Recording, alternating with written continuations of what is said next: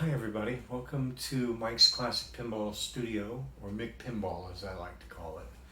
This video is an introduction to the upcoming channel and to the series of videos that I'll be doing. I put out the word a few days ago to my friends and to my pinball buddies and family and other people to say, hey, what questions would you like to have answered? Go ahead and send me some questions that I can go at with this, and we'll see where it goes. And I said, yeah, just go ahead and ask me anything. The only thing that, just don't ask about why my face doesn't work properly and I sometimes look like a bit of a troll. But so, enjoy.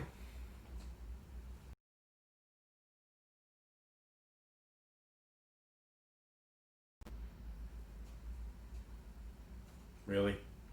You, serious? Jerk.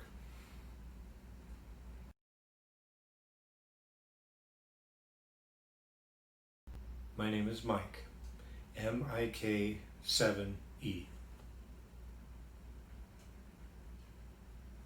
The 7 is silent.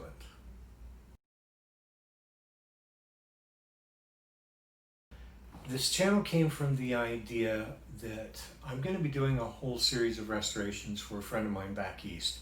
And a lot of them are older pinball games and arcade games that a lot of people don't really get a chance to see, some pretty rare stuff. And I'm really enjoying doing these games, but we kind of had the idea of let's share some of these. Let's show people some of these games and let's show them the restoration process, some of the repairs, and share a lot of these games that people don't usually get a chance to experience. And I'll be having tips and tricks, I'll be having repair videos, gameplay, history, and then it's also a really good platform for me to rant and rave about things in pinball that really tick me off.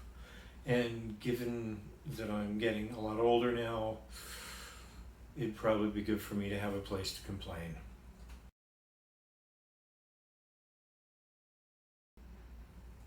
I like pinball machines.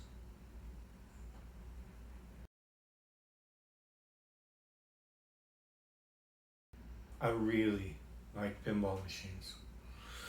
No, there's going to be a video later on about why I do this, because I get obsessive when I'm doing a game. I will spend way too much time and money restoring a game that's only worth a couple of $100. And I have a whole video about why. There's very good reasons. And I'll probably film that pretty soon here, but I really think these games need to be saved at whatever cost it takes. And so I got into doing this and I just absolutely love it. So I'm grateful for the opportunity to do these.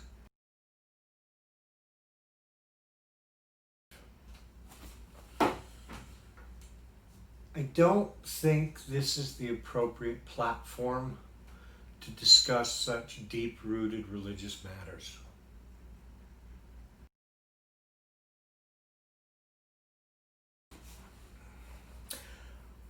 Okay, so I got started the 1st of January 2010 at 2:30 in the afternoon.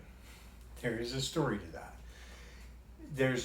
I've always enjoyed pinball. It was there. I grew up in arcades. I'm kind of an 80s kid. I was born in the 70s and kind of grew up in the 80s. And so I spent a lot of time in arcades. My dad would take me a lot. And so really enjoyed it. My brother and I played all kinds of stuff. And pinball was always a part of it. It was there. It's never anything I gave any focus to, but I enjoyed it. But so January came, in 2010, and I have an old friend, his name's Mike as well, and he's gotten me into everything that I've done, just about. We'd share hobbies back and forth, and we'd go overboard on them until we did them to death and got tired of them. But there's a few that we never did, and gosh, we did all kinds of stuff. Remote control gliders, vintage video game consoles. We were both magicians for a long time and authors. Both had books. We'd work out together. I used to have a body, And we do all kinds of fun stuff together. But he called me and said, "Hey, it's January coming up, and so I need help moving something." And this was an ongoing gag for us. Every year on January 1st, he'd call me and say, "I need help moving something." In this case, it was a Williams. No, it wasn't. It was a Williams space shuttle, and we had to meet out at the docks at 2:30 and pick this thing up from the shipping terminal. And so very cool, got it back to his house, and the slime had bought a bunch of pinball machines. He got a Blackout, a Lethal Weapon 3, which I've owned 3 of, and it turned out it was all the same game that just got cycled back to me. He also had a cherry mint condition Tales of the Arabian Nights that he only paid like $1,200 for, the bastard. And so we had fun with this game. We took it, we unwrapped it and everything, and found that whatever asshat had shipped the game had left the balls in the game. So a few things had gotten messed up. And so we set it up, and we spent some time repairing it and making it look better. And I had a ball. It was so much fun. And I thought, wow, I want to try my hand at this. And so not long after, I bought my first pinball. And I'll tell you what it is. I'll share with you what it is. But remember, this is a judgment-free zone. So no hate. Don't comment weird stuff about it. It was this. Yep, that is a Wyco Big Top. But that's not a real pinball machine. That's just a toy. I hear you cry. No, that was a real pinball machine, and I'll tell you why. It was mine. And I tore that thing apart, bolt to bolt, wire to wire. I absolutely tore it apart and put it back together. And I learned a lot. I sold it several weeks later for $450. I didn't know any better. I'm sorry, I didn't mean to rip them off, but they paid. So, and I went to this guy's house and bought my first EM, which was a 1969 Bally on-beam. And this thing, the canopy glass had broken as the roof had collapsed in on it, and that had been many moons previous to when I got it. And it was wrecked. It was in bad shape. Did not work. DOA. And I went to town on it. I completely tore it apart. And I went crazy on the cosmetics, making it look as good as I possibly could. And I traded it along with a $100 bill a little while later to Mr. Pinball, Dana. And then I went crazy doing a bunch of machines. I did, probably another 8 or 9 machines that year. And towards the end of the year, the 2011 Mr. Pinball price guide came out. Here's a picture. And yeah, that you see on the front there, that is my Bally on-beam. I called him and I said, "Hey, is that my game?" He said, "No, that's my game. I bought it from you." Fair enough. But he said, "No, it looked really good, so I put it on the cover." That was it. That was the moment I knew I'm in this. I can do this. This is good. I love this. And I've been doing it pretty much ever since. And I've done a lot of games in the last while. But that's when I decided, yeah, I really want to do this. And got into wood rails a few years later, and God, I love doing wood rails. It's so much fun. But we'll do a lot of videos about that.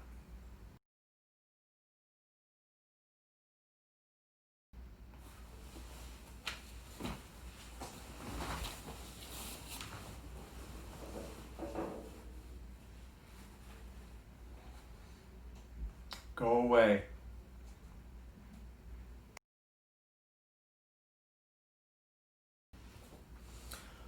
So for the first batch that I've got going here, we've got a few really cool games that we're doing. We've got this one right here, which is 1960 Melody Lane from Gottlieb. Over in the corner there that you can't see, we've got a Gottlieb rocket ship, beautiful wood rail. One I picked up a little while ago, United Havana from 1947. It was actually in nice condition, but it needed a few things. We'll do a video on that. And then a Chicago Coin Festival, which is a strange game, and I'm a little leery about it since it's a 4-player EM, which never agreed with me, but we're gonna do a video on that one as well. Most of this I've already filmed and done, but you'll see those videos later on. So that's kind of what's in the pipeline. After this batch, we're gonna be doing some gun games. I've done some videos on gun games before that I may rehash and stick back on the channel.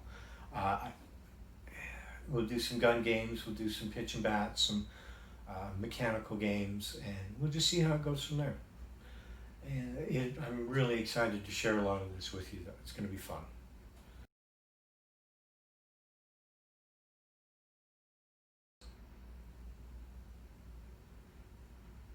What?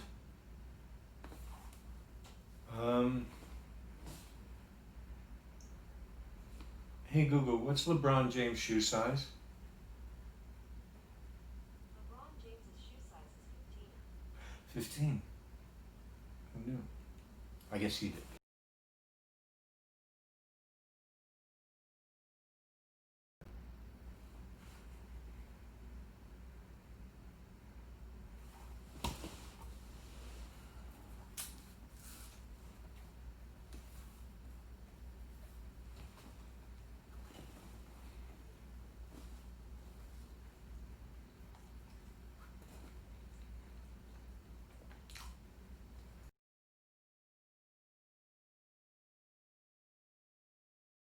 Crud cutter. Yes, I love them both. I just discovered crud cutter a little while ago, but I will never use them on anything but plastics, and for a little bit of cleaning on some playfield plastics. Nothing that's any kind of water-based is getting near playfields while I'm in charge. But yes, mean green, probably my favorite.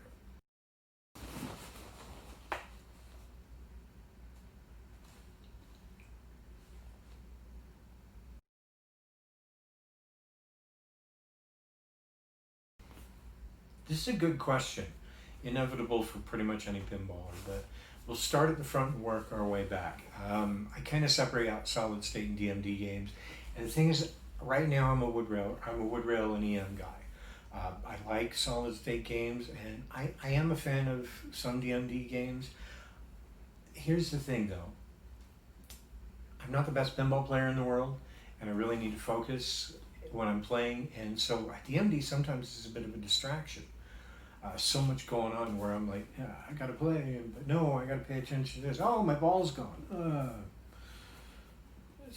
But if I had to pick one, I had at one point a Gottlieb Street Fighter. Loved that game, so much fun. Probably one of my wife's favorites too. But it was a good looking game, a great play, good animations on the DMD. It was a fantastic game. If any of you want to donate one, you know where to find me. As far as solid state, I've really got to go with Time Fantasy. It was my first real solid state that I ever had. I got it right after On Beam. I got it from Dana Pettit. And it was so trippy. Just a beautiful game. It was an acid trip pinball. And I really enjoyed it. It was a fun play. And there's a lot of other solid states I've really enjoyed. I love Grand Blizzard. Just a number of other ones, but probably Time Fantasy is probably my favorite. Send me one. EMs, I separate out wood rails and EMs, and sometimes wood rails are counted as flipperless, but there's a lot of wood rails that had flippers, and they're basically EM games. But as far as EMs with, let's say, with metal rails, kind of got to go with On Beam, just because it meant so much to me, and it's what really was my crowning achievement early on. So I loved that game. But there's another one I did a number of years ago called Cinema from Chicago Coin, and there was just something about the game. It was just so much fun. A nightmare to work on, but it was good. It was a good time. Wood rails, it's one I'm never going to have. I love pretty much any wood rail, but there's one in particular I read about a while ago, and I've only seen pictures. I've never seen one live, and I doubt one's going to happen for me anytime. But it's a 1938 Chicago coin Fiesta. Such a cool game. It's essentially almost a dual playfield. There's an upper area and a lower area that's separated out. It is a flipperless, but it would go around, do its shebang up here, and then do its shebang down here. I've only seen pictures of it, and I immediately fell in love. And I want one. But who knows? But I gotta say, it's probably my favorite wood rail. We'll see.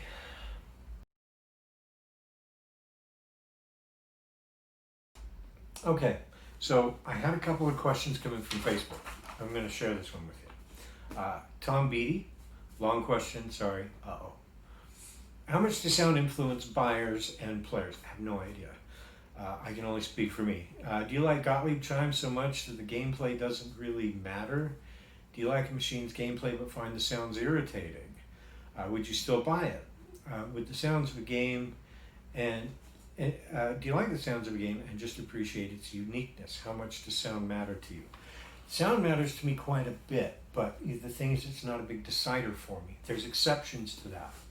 But, like, let's say lately I've done a lot of mid-70s, early 70s Williams EMs with the pointy people. And they're nice chime units. They're nice, especially if they've rebuilt. If you get the sound of clunk, clunk, clunk that sounds like, a typewriter going down the stairs wrapped in tinfoil, then you probably need to rebuild it. Mark Valich has a fantastic video about that. I may do one too. But Gottlieb chime units are great for Gottlieb games. Bally chime units are great for Bally games. Would I ever take like a Gottlieb chime unit and stick it in a Williams game? No, I would not. Because I'm a little bit of a purist, maybe a lot, but I think a game should be original. Whether I like it or not, I think the game should be original. And I will keep the chime units in there and I'll repair them to the best of my ability.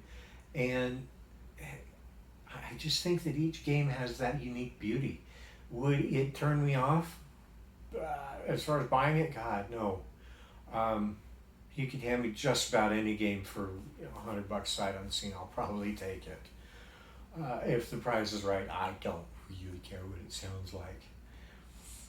But there are, like I said, there's exceptions. But that actually comes in early Williams solid state games.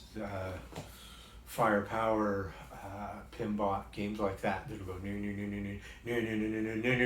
and build up the more I'm playing. It's like, God, it's designed to raise my heart rate. I'm going to have a stroke by the time I hit 1,000,000 points. It's, oh, no!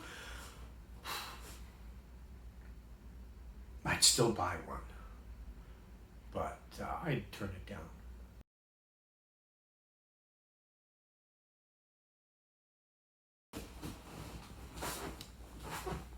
Magic.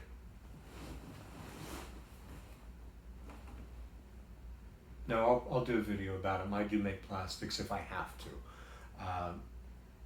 if I can't get a hold of them, but I'll do a video about that later.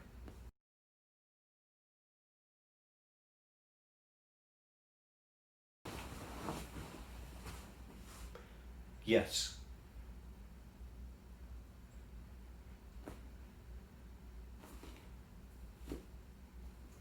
What? They're the best band ever. Roundabout, owner of Lonely Heart, Close to the Edge, Heart of the Summers. Go look them up. They're the best band ever. Yes. Good stuff. My absolute favorite.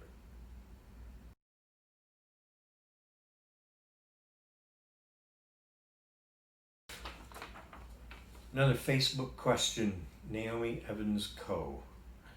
When looking and buying, visual appeal of playfield and backglass versus actual challenge of gameplay? Let me interpret that the best I can. I think what she's talking about is, do I like a game? Will I pick a game when buying that has better gameplay but crappy graphics versus would I pick graphics over gameplay? That's such a personal preference. That's so up to you. Me personally,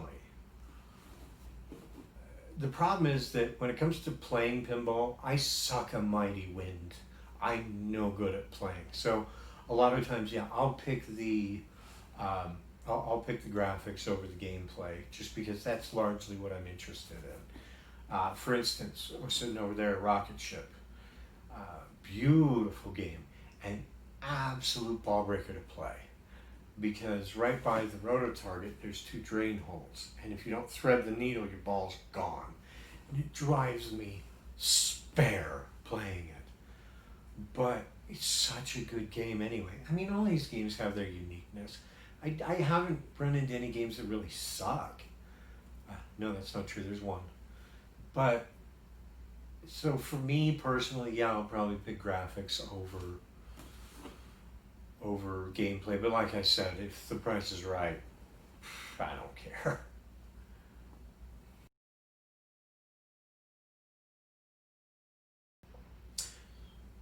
Vids are going to start rolling out for this. Well, a few of my rant and rave videos. I'm sorry, it's not going to get to pinball quite yet. I still have a lot of video to cut. I've filmed a lot for a lot of these tables. I still have a lot of stuff I got to finish, like this beauty here. And but they're all for something specific that we'll get into at another time. But so probably October, end of October, I'll start pumping them out. Hopefully I'll have enough footage by then to do quite a few of them. So.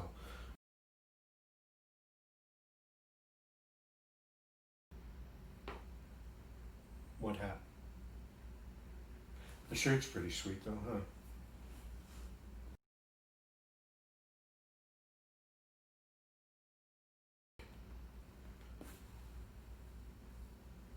Yeah. I was gonna say no, but yeah. There's two of them right now that I have ill feelings towards. I wish them no direct harm, but I don't care for them. One was a game I acquired some time ago, actually up in this area. It was a Gottlieb System 1 as a Cleopatra. And that game drove me all the way to insanity and back. Some say I have not arrived back yet, but I think it's due to that game. It drove me nuts trying to fix it. And I did eventually get rid of the game. But I got rid of it to a person who became a really good friend. So in that sense, I'm very grateful. And it led me to a lot of other games. The other one is one I'm doing right now for a client called Williams Skylab. Another mid-70s game. And I got it working, but tiny bugs creep in constantly with this game.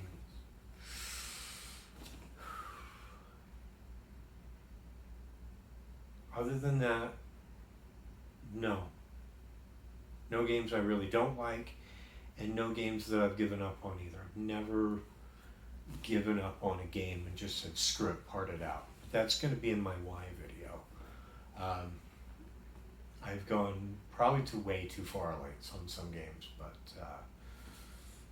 I love all games. So, yeah.